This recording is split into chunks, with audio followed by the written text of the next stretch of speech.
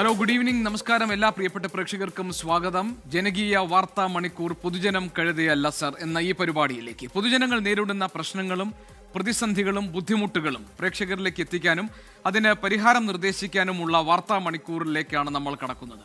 ജനങ്ങളുടെ പ്രശ്നങ്ങളിൽ 24-ന് കഴിയുന്നതിൻ്റെ പരമാവധി വാർത്താ ഇടപെടൽ ഉണ്ടാകും എന്ന ഉറപ്പോടെ നമ്മൾ തുടങ്ങുന്നു. പൊതുജനം കഴുതയല്ല സർ.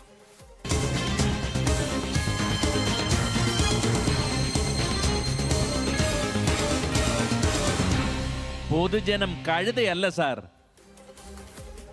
ആലപ്പുഴയിലെ ദുരൂഹ തിരോധാന സംഭവങ്ങളിൽ ഇപ്പോൾ ക്രൈംബ്രാഞ്ച് നടത്തുന്ന അന്വേഷണവും അതിൻ്റെ ഏറ്റവും പുതിയ വിവരങ്ങളുമാണ് നമുക്ക് പൊതുജനം കഴുതയല്ല സർ എന്ന ഈ പരിപാടിയിൽ ആദ്യം പരിശോധിക്കാനുള്ളത്.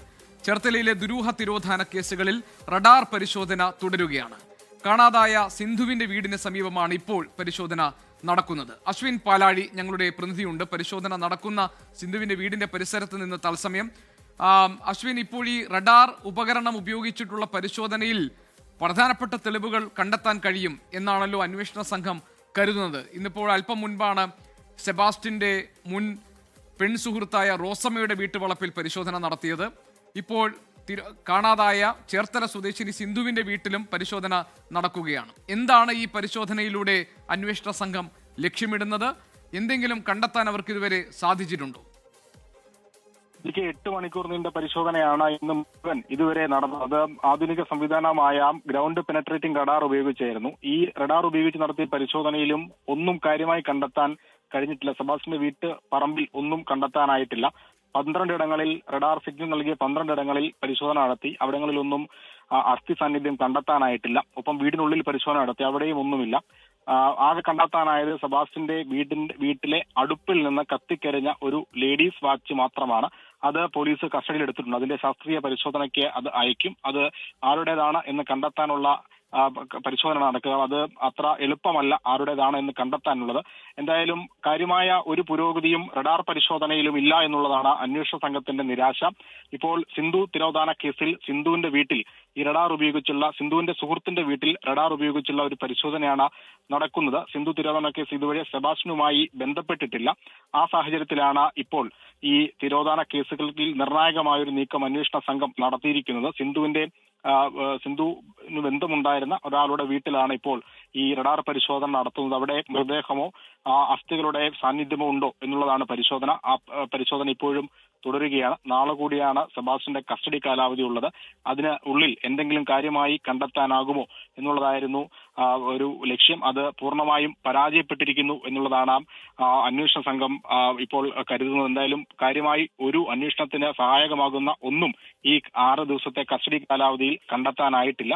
എന്തായാലും റഡാർ പരിശോധന തുടരുകയാണ്. നാളെ കൂടി കസ്റ്റഡി കാലാവധിയുണ്ട്. അതിനുള്ളിൽ മറ്റെന്തെങ്കിലും നീക്കം അന്വേഷണ സംഘം നടത്തുമോ എന്നുള്ളതാണ് നിർണായകം. ശരി, അശ്വിൻ പാലാഴിയാണ് വിവരങ്ങൾ നൽകിയത്. നാളെ കൂടിയാണ് സെബാസ്റ്റിനെ കസ്റ്റഡിയിൽ വെക്കാൻ കഴിയുക. അത് കഴിഞ്ഞാൽ കസ്റ്റഡി കാലാവധി നീട്ടിക്കിട്ടാൻ അപേക്ഷ നൽകുമോ എന്ന കാര്യത്തിൽ ഇപ്പോൾ വ്യക്തതയില്ല. അതിനു മുൻപ് എന്തെങ്കിലും സുപ്രധാനമായ തെളിവുകൾ കണ്ടെത്താൻ വേണ്ടിയുള്ള ശ്രമമായിരുന്നു ഇന്ന് ഗ്രൗണ്ട് പെനിട്രേറ്റിംഗ് റഡാർ എന്ന സംവിധാനം ഉപയോഗിച്ച് നടത്തിയ പരിശോധനയിലൂടെ അന്വേഷണ സംഘം പുറത്തു കൊണ്ടുവരാൻ ഉദ്ദേശിച്ചിരുന്നത്. പക്ഷേ കാര്യമായ തെളിവുകളിലേക്ക് നയിക്കുന്ന വിവരങ്ങളോ സൂചനകളോ ഒന്നും തന്നെ കിട്ടിയിട്ടില്ല എന്നാണ് നമുക്ക് മനസ്സിലാക്കാൻ കഴിയുന്ന വിവരം. അശ്വിൻ പാലാഴി അതിൻ്റെ വിശദാംശങ്ങൾ പങ്കുവയ്ക്കുകയായിരുന്നു. കഴിഞ്ഞ ഏറെ നാളായി യാത്രക്കാരെ വലച്ച ദുരിതത്തിന് ഇന്ന് ഹൈക്കോടതി ഇടപെട്ട് തടയിട്ടിരിക്കുകയാണ്. പാലിയക്കരയിൽ ടോൾ പിരിവ് 4 ആഴ്ചത്തേക്ക് ഹൈക്കോടതി തടഞ്ഞിരിക്കുന്നു. ദേശീയപാത അതോറിറ്റിക്കെതിരെ കടുത്ത വിമർശനം ഉന്നയിച്ച കോടതി പ്രശ്നങ്ങൾ സമയബന്ധിതമായി പരിഹരിക്കാൻ കഴിഞ്ഞിട്ടില്ല എന്ന് ചൂണ്ടിക്കാട്ടിയിരിക്കുന്നു. അടിപ്പാത നിർമ്മാണത്തെ തുടർന്ന് ദേശീയപാതയിൽ ജനങ്ങളെ വലച്ച വൻ ഗതാഗത കുരുക്കിലാണ് ഈ നിർണായകമായ ഹൈക്കോടതി ഇടപെടൽ ഉണ്ടായിരിക്കുന്നത്. പറഞ്ഞറിയിക്കാൻ കഴിയാത്ത യാത്രാ ദുരിതമായിരുന്നു മണ്ണുത്തി ഇടപ്പള്ളി ദേശീയപാതയിൽ അനുഭവപ്പെട്ടിരുന്നത്. അശാസ്ത്രീയമായ അടിപ്പാത നിർമ്മാണത്തിൽ കുരുങ്ങിയത് സാധാരണ യാത്രക്കാരായിരുന്നു. വിലപ്പെട്ട സമയം അതായിരുന്നു ഏവർക്കും നഷ്ടമായിക്കൊണ്ടിരുന്നത്. വലിയ പ്രതിഷേധത്തിനും നിയമപോരാട്ടത്തിനും ഒടുവിലാണ് പാലിയേക്കരയിലെ ടോൾ പിരിവ് നിർത്താനുള്ള ഹൈക്കോടതി ഉത്തരവ്. പുതുക്കാട്, പേരാമ്പ്ര, മുരിങ്ങൂർ, കൊരട്ടി, ചിറങ്ങര തുടങ്ങിയ 5 ഇടങ്ങളിൽ അടിപ്പാത നിർമ്മാണത്തെ തുടർന്ന് മണിക്കൂറുകൾ നീളുന്ന ഗതാഗതക്കുരുക്കാണ് യാത്രക്കാർ അനുഭവിക്കുന്നത്. പലകുറി ഹൈക്കോടതി ഉൾപ്പെടെ വടിയെടുത്തു, സമയം അനുവദിച്ചു, പ്രശ്നപരിഹാരമായില്ല. ഇതോടെയാണ് 4 ആഴ്ച ടോൾ പിരിവ് നിർത്തിവെക്കാനുള്ള തീരുമാനത്തിലേക്ക് കോടതി കടന്നത്. ഹൈക്കോടതി വിധി ജനങ്ങളുടെ വിജയമെന്ന് ഹർജിക്കാരൻ ഷാജി കോടൻ കണ്ടത്ത്. ഒരുപാട് അഭിഭാഷകരിന് വേണ്ടി നിന്നുണ്ട്, പലരും നിന്നുണ്ട്. ഇവർക്കൊക്കെയുള്ള വിജയമാണ് ഇത്, ജനങ്ങളുടെ വിജയമാണ്. എനിക്ക് വേണ്ടി കേസ് നടത്തിയ അഡ്വക്കേറ്റ് ഗംഗേഷ് അടക്കം പല അഭിഭാഷകർ ഇതിനു വേണ്ടി സജീവമായി നിന്നിട്ടുണ്ട്. ഇവരെല്ലാവരുടെ വിജയമാണ്. കോടതി സാധാരണക്കാരെ കൂടെയാണെന്നുള്ളതിൻ്റെ ഉത്തമ ഉദാഹരണമാണ് ഈ വിധി. 4 ആഴ്ചയ്ക്ക് ഇവിടെ ടോളില്ലാതെ സാധാരണക്കാരന് ഈ ഗതാഗത കുരുക്ക് പരിഹരിക്കുന്നവരെ അവർക്ക് യാത്ര ചെയ്യണം, അവർക്ക് സമാധാനമായി യാത്ര ചെയ്യണം, കാശ് കൊടുക്കാതെ യാത്ര ചെയ്യണം. അത് തന്നെയാണ് ഈ വിധി കൊണ്ട് ഉദ്ദേശിക്കുന്നത്. പ്രശ്നങ്ങൾ സമയബന്ധിതമായി പരിഹരിക്കാൻ ദേശീയപാത അതോറിറ്റിക്ക് കഴിഞ്ഞില്ലെന്നും പറഞ്ഞ നടപടികൾ സ്വീകരിക്കാതെ ടോൾ പിരിവ് തുടർന്നെന്നും കോടതി വിമർശിച്ചു. കേരളത്തിന് കുറുകെ യാത്ര ചെയ്യുന്ന അല്ലെങ്കിൽ അങ്ങോട്ടും ഇങ്ങോട്ടും യാത്ര ചെയ്യുന്ന ആളുകൾക്ക് തൃശ്ശൂർ ജില്ലയിലേക്ക് വന്നാൽ മണിക്കൂറുകളോളം ഗതാഗത കുരുക്കിൽപ്പെട്ട് കിടക്കേണ്ടി വരുന്ന ഒരു സാഹചര്യം ഉണ്ടാകുന്നു. ഇവിടെയാണെങ്കിൽ ഇവിടെ ഗതാഗത കുരുക്കിൽ പെടുന്നതിന് അങ്ങോട്ട് പണം കൊടുക്കേണ്ടി വരുന്ന ഒരു സാഹചര്യമാണ്. അത് നീതീകരിക്കാവുന്നതല്ല. ആ കാര്യത്തിൽ ഹൈക്കോടതിയുടെ ഉത്തരവിനോട് വളരെ സന്തോഷമുണ്ട്. ദേശീയപാതയിലൂടെ കടന്നു പോകുന്ന, ടോളിലൂടെ കടന്നു പോകുന്ന ഈ പ്രദേശവാസികളാണെങ്കിൽ തന്നെ ഒരു ആശുപത്രിക്ക്, കോളേജിലേക്ക്, ജോലിക്ക് എന്ന് വേണ്ട എന്താവശ്യത്തിന് പോവുകയാണെങ്കിൽ പൈസ കൊടുത്ത് 15 മിനിറ്റോളം ഇവിടെ കിടന്ന് വേണം ഈ ടോൾ മറികടന്ന് പോകാൻ. അത് തന്നെയാണ് ഈ നാട്ടുകാരുടെ ഏറ്റവും വലിയ വേദന. ഉത്തരവ് ലഭിച്ചതിന് പിന്നാലെ ടോൾ പിരിവ് നിർത്തി. നടപടിയിൽ യാത്രക്കാർ ആഹ്ലാദം പ്രകടിപ്പിച്ചു. ഒരു ഇന്ത്യൻ പൗരൻ്റെ അവകാശപ്രകാരം ടോൾ കൊടുക്കുകയാണെങ്കിൽ സാധാരണഗതിയിൽ ഇതിൻ്റെ നിയമപ്രകാരം ഞാനതിനെപ്പറ്റി അന്വേഷിച്ചു, ഒരു സിഗ്നൽ പോലും പാടില്ല എന്നുള്ളതാണ്. പക്ഷെ നമ്മൾ സാധാരണ പൗരൻ്റെയും സമയം വളരെ വിലപ്പെട്ടതാണ് എന്നുള്ളത് ഹൈക്കോടതിയാണ് മനസ്സിലാക്കിയത്.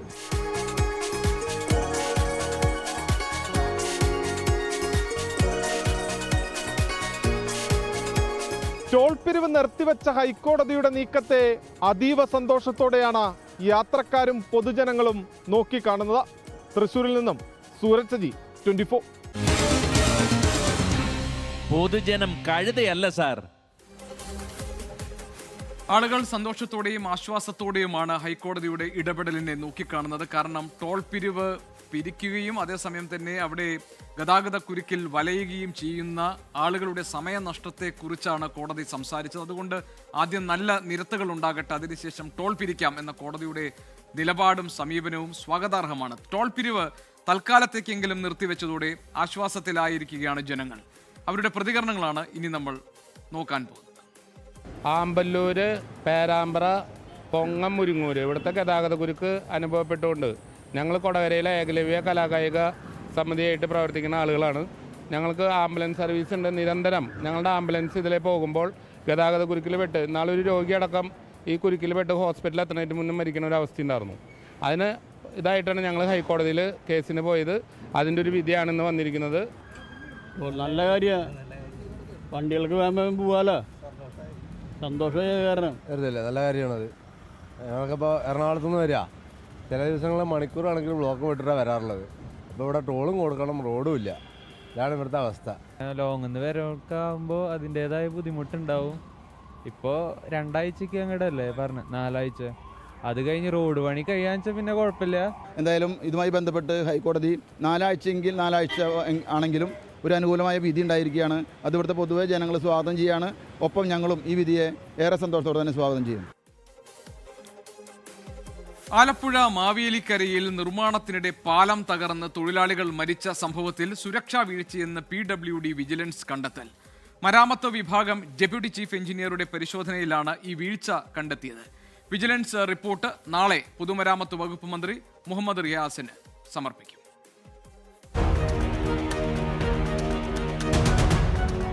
ആലപ്പുഴ ജില്ലയിലെ ചെന്നിത്തല, ചെട്ടികുളങ്ങര പഞ്ചായത്തുകളെ തമ്മിൽ ബന്ധിപ്പിച്ചാണ് കീച്ചേരിക്കടവ് പാലം നിർമ്മിക്കാൻ തീരുമാനിച്ചത്.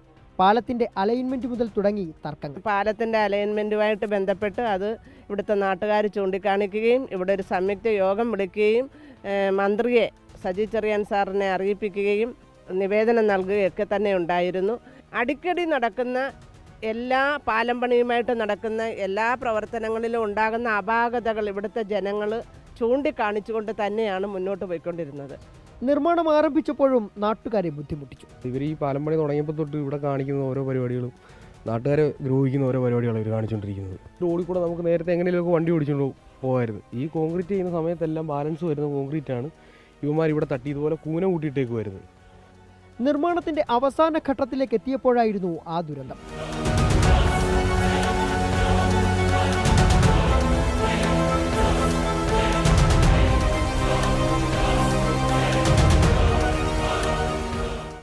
ഇക്കഴിഞ്ഞ തിങ്കളാഴ്ചയാണ് കീച്ചേരിക്കടവ് പാലം തകർന്ന നിർമ്മാണ തൊഴിലാളികളായ മാവേലിക്കര കല്ലുമല സ്വദേശി രാഘവ് കാർത്തിക്, തൃക്കുന്നപ്പുഴ സ്വദേശി ബിനു എന്നിവർക്ക് ദാരുണാന്ത്യം സംഭവിച്ചത്.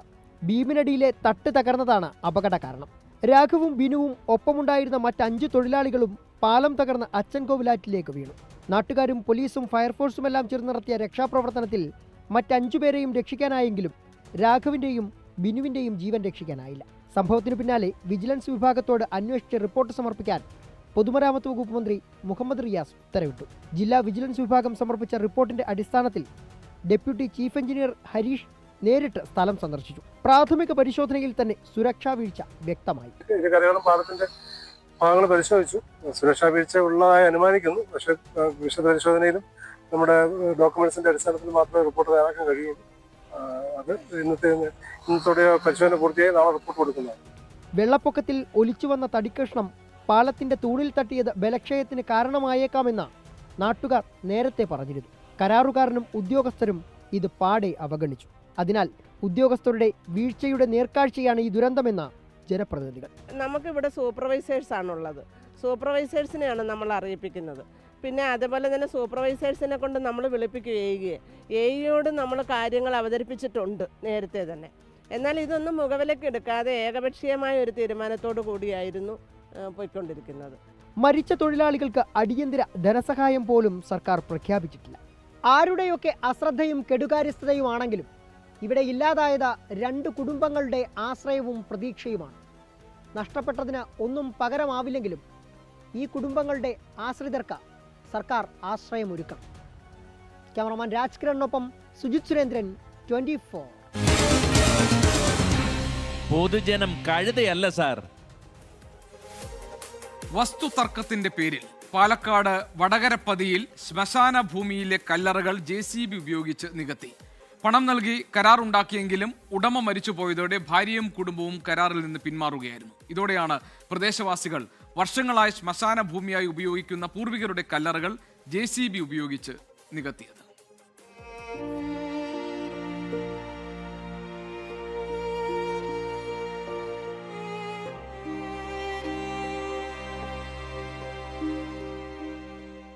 ഇത് പാലക്കാട് വടകരപ്പതി പഞ്ചായത്തിലെ ഒരു ശ്മശാന ഭൂമിയാണ്. എലിപ്പാറയിലെ ശ്മശാന ഭൂമി. നിരവധി പേരെ അടക്കം ചെയ്ത സമാധികൾ ഇവിടെ ഉണ്ടായിരുന്നു. പക്ഷേ ആ കല്ലറകൾ ഒരു രാത്രി വെളുക്കുമ്പോഴേക്കും ഉഴുതുമറിച്ചിട്ടു. ഒരു രാവ് വെളുത്തപ്പോൾ തങ്ങളുടെ പൂർവികർ അന്ത്യവിശ്രമം കൊള്ളുന്ന കല്ലറകൾ കാണാനില്ല. രാത്രിയുടെ മറവിലായിരുന്നു JCB ഉപയോഗിച്ചുള്ള എലിപ്പാറയിലെ ശ്മശാന ഭൂമി നികത്തൽ. ഞങ്ങളുടെ പൂർവികരൊക്കെ ഇവിടെ അടക്കം വേണ്ടി 2008 വാങ്ങിച്ച ഇടമാണ് മകന്. എന്ത് ചെയ്യാൻ പറ്റും? ഞങ്ങളൊരു വിശ്വാസത്തിലാണ് ഈ അമ്മയ്ക്ക് കാശ് കൊടുത്തത്.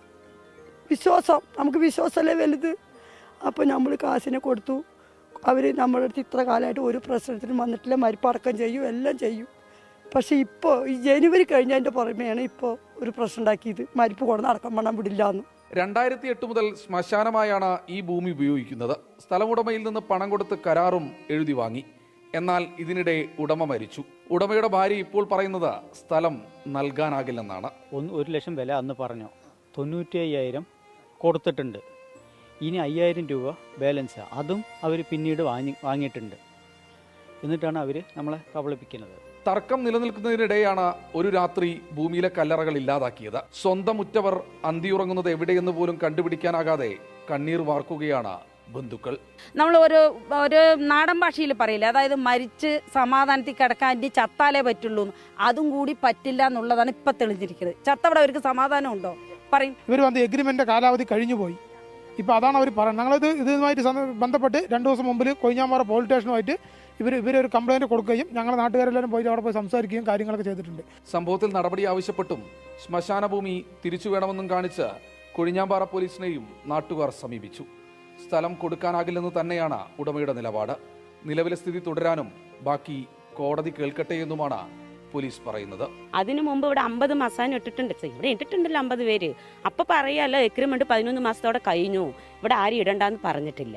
ഇവിടെ ഞങ്ങളുടെ അച്ഛനെ ഇടാൻ വരുന്ന സമയത്താണ് ഈ സ്ത്രീ ഇങ്ങനെ ചെയ്തത്. വൈകുന്നേരം 6 മണി വരെ ഉഴുതിട്ടില്ല, രാത്രിയാണ് ഉഴുതിരിക്കുന്നത്. കാലത്ത് ഈ കന്നുകാലികൾ കാട്ടാൻ വന്നപ്പോൾ അവർ കണ്ടിട്ടാണ് പറഞ്ഞത് ഞങ്ങളുടെ അടുത്ത് ഇന്ന പോലെ സംസ്ഥാനം ഉഴുതിട്ടിരിക്കുകയാണെന്ന് പറഞ്ഞപ്പോൾ ഞങ്ങൾ വന്ന് നോക്കുമ്പോൾ അതേപോലെയാണ് ചെയ്തിരിക്കുന്നത്. ഇതൊക്കെ മൊത്തം ഉഴുതിട്ടിരിക്കുകയാണ്. നിയമത്തിന്റെ സാങ്കേതികത്വം കൊണ്ട് ഒരുപാട് പേരെ അടക്കം ചെയ്ത ഈ ഭൂമി തങ്ങളുടെ കയ്യിൽ നിന്ന് വിട്ടുപോകരുതെന്നാണ് ഈ നാട്ടുകാർ ഒന്നടങ്കം അപേക്ഷിക്കുന്നത്. അതിനായുള്ള ഇടപെടലാണ് ആവശ്യം. രാജീവ് സുദേവിനൊപ്പം ശ്രീജി ശ്രീകുമാരൻ, 24 പാലക്കാട്. പൊതുജനം കഴുതയല്ല സാർ. തുടരുന്നു പൊതുജനം കഴുതയല്ല സർ എന്നീ പരിപാടി. കോഴിക്കോട് പേരാമ്പ്രയിലെ കനാലിന് കുറുകെയുള്ള പാലം തകർന്നു വീണിട്ട് വർഷങ്ങളായെങ്കിലും പുനർനിർമ്മിക്കാനുള്ള നടപടികൾ ഇതുവരെ തുടങ്ങിയിട്ടില്ല. പാലം തകർന്നതോടെ പ്രദേശത്തെ യാത്രാ ദുരിതം ഇരട്ടിയായി. പാലത്തിന്റെ പുനർനിർമ്മാണം ആവശ്യപ്പെട്ട് പ്രക്ഷോഭത്തിനൊരുങ്ങുകയാണ് ഇപ്പോൾ പ്രദേശവാസികൾ. കുറ്റ്യാടി ജലസേചന പദ്ധതിയുടെ പ്രധാന കനാലിന് കുറുകെ നിർമ്മിച്ച പാലങ്ങളിൽ ഒന്നാണ് തകർന്നു വീണത്. ഇതോടെയാണ് കണ്ണെത്തും ദൂരത്തേക്ക് കിലോമീറ്ററുകൾ ചുറ്റി സഞ്ചരിക്കേണ്ട ഗതികളിൽ പ്രദേശവാസികളെത്തിയത്.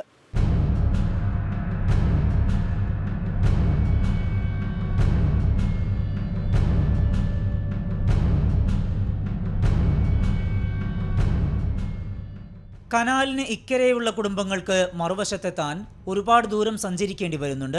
സ്കൂൾ, പോസ്റ്റ് ഓഫീസ്, റേഷൻ കട, ആശുപത്രി, ജുമാ മസ്ജിദ്, പേരാമ്പ്ര ടൗൺ തുടങ്ങിയ ഇടങ്ങളിലേക്ക് പോകാനും തിരിച്ചുവരാനും നാട്ടുകാർ ഉപയോഗിച്ചിരുന്നത് പാണ്ടിക്കോട് ജുമാ മസ്ജിദിന് സമീപം ഉണ്ടായിരുന്ന പാലമാണ്. തകർന്നു വീണിട്ട് വർഷങ്ങളായി. ജലവിഭവ വകുപ്പ്, പേരാമ്പ്ര പഞ്ചായത്ത്, MP, മറ്റ് ജനപ്രതിനിധികൾ തുടങ്ങിയവർക്ക് നിരവധി തവണ പരാതി നൽകിയെങ്കിലും പുതിയ പാലം നിർമ്മിക്കാൻ നടപടിയുണ്ടായില്ല. അക്കര വങ്ങപ്പറ്റ സ്കൂൾ ഗവൺമെൻറ് ഹൈസ്കൂളാണ്. അതിലേക്ക് പോകുന്ന വഴിയാണ്, ഷോർട്ട് വഴിയുണ്ട്. അതിൽ അക്കരെയുള്ള കുട്ടികൾക്ക് ഇക്കരെ കടന്നു വരാൻ പറ്റുന്നില്ല. പള്ളികളിലേക്ക് വരാൻ ബുദ്ധിമുട്ടുണ്ട്. അതുപോലെ തന്നെ അംഗനവാടി നേരെ അക്കരെയാണ്. ഇക്കരെയുള്ള കുട്ടികളൊക്കെ ഏകദേശം 1 കിലോമീറ്റർ 1.5 കിലോമീറ്റർ ചുറ്റളവിലാണ് സഞ്ചരിച്ചാണ് അവിടെ എത്തുന്നത്. അങ്ങനെയുള്ള വലിയ പ്രയാസത്തിലാണ്. അതുപോലെ തന്നെ അക്കരെയുള്ള ശ്മശാനത്തിലേക്ക് നേരെ മുന്നിലുള്ള പള്ളി ശ്മശാന പള്ളിയാണ്. അവിടെയൊക്കെ കൊണ്ടുവരാനൊക്കെ പ്രയാസമുണ്ട്. രോഗികൾ, പ്രായമായവർ, വിദ്യാർത്ഥികൾ തുടങ്ങി നിരവധി പേരാണ് ഈ ബുദ്ധിമുട്ട് അനുഭവിക്കുന്നത്. നമ്മൾ ഒരുപാട് വീടുകൾ യൂസ് ചെയ്യുന്നൊരു പാലമായിരുന്നത്. അപ്പോൾ ഇത് പുനഃസ്ഥാപിക്കണം എന്നാണ് എൻ്റെ ആവശ്യം. അതുപോലെ തന്നെ ഇതില്ലാത്തതുകൊണ്ട് ഒരുപാട് ആൾ ഇപ്പോഴും ബുദ്ധിമുട്ടുന്നുണ്ട്. ഈ മരുതേരി ഭാഗത്തേക്ക് റോഡ് കടക്കാനും ഒക്കെ ഒരുപാട് ബുദ്ധിമുട്ടിയിട്ടാണ് പോകുന്നത്. ഏറെ ദൂരം യാത്ര ചെയ്യേണ്ടി വരുമ്പോൾ ശാരീരിക ബുദ്ധിമുട്ടിനൊപ്പം സാമ്പത്തിക പ്രയാസവും നാട്ടുകാരെ അലട്ടുന്നുണ്ട്. വാഹനം കടന്നു പോകാനുള്ള സൗകര്യത്തിൽ പാലം പുനർനിർമ്മിക്കണം എന്ന ആവശ്യം ശക്തമാക്കുകയാണ് നാട്ടുകാർ. നടപടിയുണ്ടായില്ലെങ്കിൽ തദ്ദേശ തെരഞ്ഞെടുപ്പ് ബഹിഷ്കരിക്കാനും പ്രദേശവാസികൾ ആലോചിക്കുന്നുണ്ട്. കോഴിക്കോട് നിന്ന് സമീർ സി മുഹമ്മദ്, 24. പൊതുജനം കഴുതയല്ല സാർ.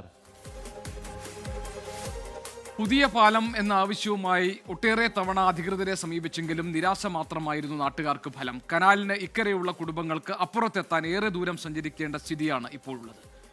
കാരണം നമുക്ക് കാണാം നാട്ടുകാർക്ക് ഈ വിഷയത്തിൽ എന്താണ് പറയാനുള്ളത്, അവരുടെ പ്രതികരണത്തിലേക്ക്. ഒട്ടനവധി കാലമായിട്ട് തകർന്നു പോയിട്ട് കനാലിൻ്റെ പാലാണ്. പലതവണയായി ഞങ്ങൾ അധികാരികളെ കൊണ്ടുവന്ന് ഈ പാലം പരിഹരിച്ച് തരണമെന്ന് പറഞ്ഞിട്ട് ഇതുവരെ ഒന്നും നടന്നിട്ടില്ല. ഏതാണ്ട് 2 കിലോമീറ്റർ ദൂരം വേണം, ചുറ്റി സഞ്ചരിച്ചിട്ട് വേണം പള്ളിയിലെത്താൻ. ഞങ്ങൾക്ക് മയ്യത്തും കൊണ്ട് വരണമെങ്കിൽ തന്നെ ഒരാൾ ആ കനാലിൻ്റെ അക്കരെ മരിച്ചു കഴിഞ്ഞാൽ തന്നെ 2 കിലോമീറ്റർ വളഞ്ഞിട്ട് വേണം പള്ളിയിലേക്ക് ഞങ്ങൾ എടുത്തു കൊണ്ടുവരണം. അതുതന്നെ റോഡ് സൗകര്യങ്ങളൊക്കെ വളരെ കുറവാണ്.